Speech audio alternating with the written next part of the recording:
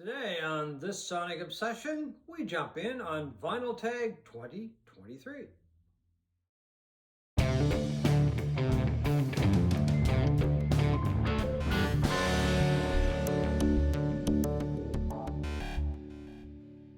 Hi folks, I'm John Whidden and this is my friend Steve McLeod, and welcome to this Sonic Obsession. Today, our first journey into Vinyl Tag. So this is Vinyl Tag 2023.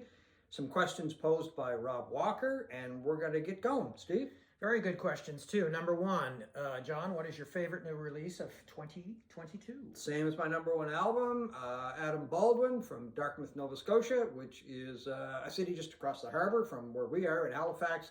Concertos and serenades. A lot of really good stories put to music. Love the album. It's my number one.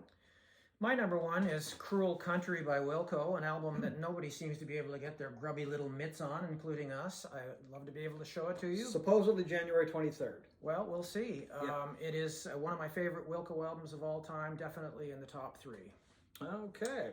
Question number two, the last band or solo artist you saw live? That would be Elton John. Saw Elton and band in Toronto, and I think my wife enjoyed this concert more than I did. I really enjoyed watching Ray Cooper on percussion. The guy's incredible to watch and such a wonderful percussionist. Basically Elton saying goodbye to everybody. My last band or solo artist was in September of 2022, and I was lucky enough to see the reunion tour of Porcupine Tree at Radio City Music Hall, one of my favorite bands of all time. The sound of the concert was a little tricky at first, but they got it dialed in and it was just a phenomenal show. That's the main thing, as long as they get it fixed. All right, number three, their first album was the best. Cars, just a tremendous album. Still listen to it today. Just What I Needed was the first single, and it was one of those songs that pounded out of the radio. Couldn't help but be grasped by it. Still love the album, and it is their best album. Great choice. And so is this one, John. Well, that was very high on my list. It might have been number two, actually. Led Zeppelin 1 by Led Zeppelin, obviously. You could have picked any of their first three or four albums. This, to me, was the best. Fully formed right out of the box. This is the Classic Records version, which is incredible sounding. Led Zeppelin 1. Number four, question number four, hat trick. Show the vinyl, the CD, and the cassette. I'll start by saying I never owned a cassette, so I'm gonna. You've never owned a cassette? Not a pre-recorded cassette.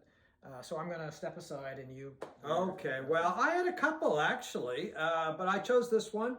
Warren Zevon, Stand in the Fire. I've got the album, obviously, one of the great live albums ever released.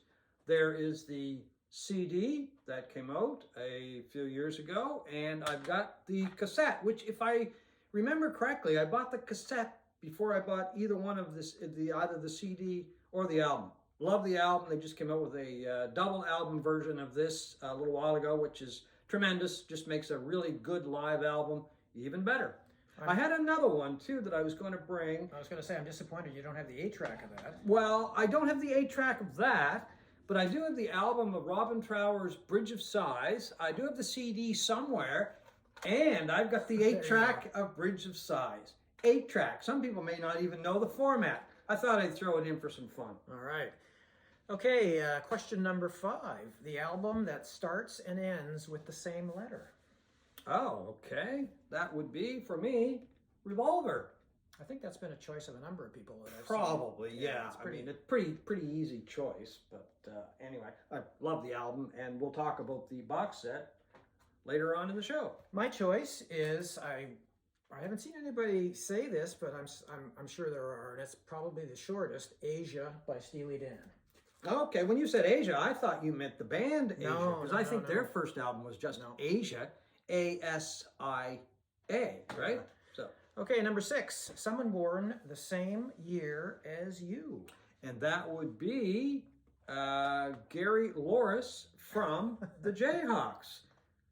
And what's your choice? It's the same. That is very bizarre. And we did not plan this, folks. Did not plan it. You go ahead with Gary first. And then well, there you go. You've got the album down there. Okay. Anyway. This is Tomorrow the Green Grass, which came out in 1995. Just a fantastic Americana band. Yeah, great album. He was born 2 days before me, which is why I predominantly picked him in 1955 as well. Oh, we should say the year, 1955, yeah. We're both born in 1955.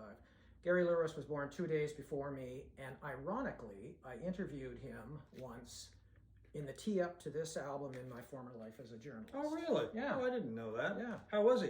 He was good. Oh, that's good. Yeah, I always thought he'd be a pretty good guy. Yep. Okay. So the next one is most listened to album of 2022. Okay, I got a couple choices actually because I really love this album. Bobby Weir and the Wolf Brothers, Live in Colorado, Volume 1. I played Volume 2 a lot as well. Bobby Weir of the Grateful Dead. Bobby Weir of the Grateful Dead, yep. Anyway, love the album. And another one I played a lot, probably about the same amount, was Roxy Music, For Your Pleasure. Played it because I was going to see the band and saw the band just before Elton John. So anyway, getting kind of acclimatized to the music again, because it had been a while before I listened to, or since I'd listened to a lot of Roxy. Now, the most listened to artist for me or album of 2022 is an album that I don't actually physically own. I'm a streamer, and it is An Hour Before It's Dark by Marillion, the veteran, long-time British prog band. I just love this album, like a lot of Marillion stuff, and it was the album I went back to the most. Oh, okay. And next, number 8, similarly, most listened to artist of 2022. And that would be the Grateful Dead. Listened to a lot of Grateful Dead this past year. I'm not really sure why. I was just kind of into that groove. There were a lot of reissues. There were some Dave's picks that I had. And I listened to a lot of Roxy Music too. So as you see, there's a theme, a similar theme with the artist and the album as well. So anyway. My most listened to artist was Marillion, once again. Besides listening to the album a million times, I would listen to a lot of their back catalogs, streaming it. In fact, Tidal shows, they keep a track of this stuff, and at the end of the year, they tell you what your most listened to artist was, and it was Marillion. There's a ton of live stuff. I love their live stuff. Marillion. An Australian band or artist. This was from way back in the 80s, a band called Real Life. The name of the album is Heartland. I love the album. It's new wave. It's similar in some ways to Ultravox, some of the other new wave bands. I did an interview with one of the guys from the band years ago. A really nice guy. The album's one of those that just kind of stuck with me over the years. I mean, there are others that I could have chosen, like Nick Cave, of course, and Midnight Oil, but I'm going to go with Real Life. Actually, I think I just read recently that they just got back together, or a member or two, anyway, to do some shows. Mine is Nick Cave and the Bad Seeds. I've got a ton of their stuff, but this is, strangely enough, the only vinyl record I have. It's Nick Cave and the Bad Seeds live from KCRW. It was a record store release in 2018. Live Nick Cave. Okay. Now next is number 10, a record people would be surprised you purchased. Might be surprised. I was a little surprised myself that I bought it. I'd read an article about this group in Mojo or Uncut, one of the magazines. I was a little intrigued, so I thought I would just pick it up on a whim. I'd never heard of them before. Kind of a folky, proggy group. It's not bad. I've listened to it a couple times. I kind of enjoy it. I think if anybody saw it, they'd be like, why did you buy that? But anyway, one of the members of the band went on to form Ace, which had a massive hit, How Long? Yeah, great song. And Paul Carrick, of course, was in that band. Ace, I mean. So anyway, good album. One that surprised, I don't think anyone would be surprised by what I bought or even interested. You might be. But this is Once Twice Melody by Beach House. Well, you've been raving about it all year. Yeah. Well, not all year, but few months. Anyway. It surprised me that I bought it because I've heard Beach House before, on my streamer and that. It was okay. It wasn't great. This thing's just struck a chord right from the get-go. Just a beautiful, luxurious sounding dream pop album. Okay. An artist you're complete on. Well, I don't know if I'm complete, but almost complete, I guess, is the best way to put it. It would be the Allman Brothers Band. I've got all the studio albums. I've got the live albums. I've got a couple of radio shows. I've got some compilations.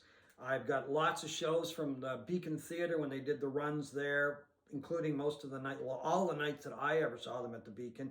So almost a completist. You know, what can I say? You know, you're as complete as anybody could be. Well, I hope so. So, what was the question again? Artist? That you're a completist. Complete on. Well, I hope I don't get a hernia doing this, but it is Tom Petty. I love Tom Petty. I have both of these box sets, which contain all of their studio albums. I have many live albums. Need some help? I've got all kinds of Tom Petty box sets and that. Just really as favored as anybody can be, as far as I'm concerned. Tom Petty. Okay. A great run of 3 albums by anybody. Okay, well, I'm going to go with the Beatles. Sgt. Pepper's would be number 1. I guess we don't really need to show that. No, I don't think so. People know Magical Mystery Tour. And one of my favorite Beatles albums, the White Album. So, I mean, I could have picked the Stones as well, too. Could have picked. But anyway, went with the Beatles. Yep. Mine would be David Bowie, starting with Hunky Dory, the guy on the wall back there. Ziggy Stardust, my favorite album of all time. And, of course, Aladdin Sane. These were the albums that made me a huge Bowie fan. I think they're coming out with a new, bigger version of Aladdin Sane. I saw something, a headline or something the other day. Could be. Yeah. Question number 13. 80s soundtracks. One of your favorites. 80s soundtracks. Well, you have it over there because we have the same one. Yeah. And we did not plan this either, folks. Stop Making Sense by the Talking Heads. Not only a great soundtrack, but my second favorite rock and roll movie ever, the first one would be Last Waltz. I love the movie and love the CD. Yeah, this is my favorite soundtrack of all time. I don't typically buy soundtracks unless they're concert films. Like, I don't go out and buy the soundtrack. No, me either. Or whatever. No. But I mean, this is a great band at the absolute peak of their powers. Yeah, by all means. We lost them in 2022. Question 14. Okay, we lost a number of people. I'm going to feature 3 of them. Kim Simmons, just a wonderful guitar player from the British blues band Savoy Brown. Yep. Gary Brooker, the vocalist and songwriter from Procol Harum, one of the great singers of all time. And I'm also going to feature Ian Tyson, who I think wrote the greatest Canadian song ever, 4 Strong Winds. It's not on that album. That's Great Speckled Bird, a group he formed with his wife at the time, Sylvia. Anyway, 4 Strong Winds is just an incredible song. Tyson was a great songwriter and just a wonderful singer, too. I just loved his voice. And anyway, one of the greatest versions of that song is on Neil Young's Comes a Time. That's true. Mine is the late, great Wilco Johnson from the wonderful UK rock and roll band Dr. Feelgood. He was an incredible guitarist, he was an incredible performer, and an incredible character. He died in November of 2022. Question 15, your disappointing purchase. Well, I was disappointed when I heard this album many years ago, but I thought I'd give it another try because I saw Paul McCartney live this last year as well, which was an incredible concert. I kept reading about this album. It's Wings, Wildlife. People were giving it another shot, saying that over time it's gotten better. Maybe a little, not a lot. It's still a weak album by Paul. Anyway, it's got a couple good tracks on it, but overall, no. My choice, it was so disappointing I didn't buy it, which would have been an automatic purchase for me. Porcupine Tree, The Big Reunion. I saw them live, and they put out Closure Continuation. I was so disappointed in this album. I just think it's mediocre. Porcupine Tree, you know what they say, you can't go home again, and I think that's the case. I think they should have. It's okay, but I was expecting way more than okay. Okay, you're not the first person to say they were disappointed in that. Yeah. Next is non-vinyl purchase, CD, book, whatever. Non-vinyl purchase. Well, I'm going to go with a subscription to Dave's Picks, the Grateful Dead shows that are released. every year. They have been for a number of years. I signed up for it, got a subscription last year. You got 4 of these wonderful packages, and you get 3 CDs and a bonus disc, and the packaging is amazing, and you get a little booklet, of course, with them. That's the first one I got, number 41. My favorite non-music purchase was my music streamer, a Cambridge CXM music streamer. It's right behind John's back. You can't really see it, but I'll show a picture of it. It's just, it opened up, it's in my main system. I have a streamer elsewhere in the house, but this is in the main streamer, in my main system. And it just, it's like having the greatest jukebox in the world. Well, pretty well what they are. Whatever you want to listen to, it's usually there. You have more money than me, though, see? What grail did you find this year? I found an album that I've been looking for years. They reissued it. I've come across it over the years, used copies. Didn't buy it because they weren't in very good shape. It's Jesse Davis, his first solo album. A lot of people may know him as Jesse Ed Davis, just an incredible guitar player. I really like the album. His vocals are quite weak, but he's got some guests on the album that give it a really good feel. And as I say, he's a tremendous guitar player. That's really why I bought it. I'm really glad they reissued it too. My grail is Dreams, Dreams, Dreams by Chilliwack. I've been looking for this album on vinyl for years, and I never come across it, even though it was a fairly popular Canadian album in 1970, was it? Something like that. It has no value. You go to Discog, you can buy it for like $6 or something. Oh, really? Okay. But I've loved this album for the longest time. It is Southern California rock from a Canadian band from Vancouver, very much in the vein of, say, America. Fantastic. Okay. Space themed sleeve or album? Well, that would be have to be for me. Yes, Fragile. This is the original copy, as you can tell. It's pretty beat up. I do have a new copy, but I thought I'd bring that one along. There's a, a little spaceship. Well, it's a ship, Right, like a ship. A ship, yeah. Do But they it's sail in flying space? around. Yeah, that's true. It's in space, so Yeah, bold choice. unless they anchored it down, but that's my choice. Okay. Mine is Highway Companion by Tom Petty. I love the cover. It's an astronaut on some planet with, looks like cedar trees, and he's walking his chimp. It's a fantastic cover. Highway Companion, Tom Petty. The next one, show some VCLT or a present. Now, we haven't gotten any VLCT. No, but I got a present. You got a present. I got a present, yes. I got the box set Revolver. That came out, October, I believe it was, or something like that. Anyway, my wife gave this to me for Christmas. So I couldn't include it in my best box set because I didn't get it until Christmas. Maybe next year I'll sneak it in because it is a fantastic package. Anyway, that was one of my main Christmas presents. My gift, my wife every year gives me a gift card from our local favorite record store. And I went and got this yesterday. It is Tom Petty, live at the Fillmore in 1997. I've only had a chance yet to listen to one disc. Just fantastic. Sounds great. Perfect. Okay. And our last question, the 20th. Show an album released in 1973. I could have chosen a couple, actually, but I'm going to go with my favorite band. Well, not my favorite band, one of my favorite bands. The Beatles are my favorite. The Allman Brothers Band. Brothers and Sisters, a wonderful cover. That was the first year I went to see them when that came out.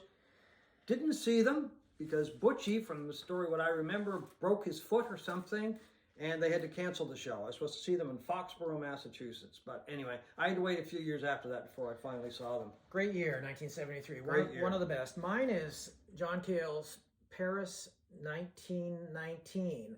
This is That's an interesting choice. This is an album I did not hear until 2022, ever. I'm not a Velvet Underground fan. And, John Cale, I figured, well, it's got to be that, kind of sound, dreariness that I don't like. But it's not. It's very folky. It's orchestrated, lots of strings. Where'd you get it? This I adopted from my brother. Okay. We'll talk about him a little some other time, but this was from his collection. and it's fantastic. So a 1973 discovery in 2022. 22. Took me 50 years to get to this. Oh, thanks very much for watching. Hope you enjoyed it.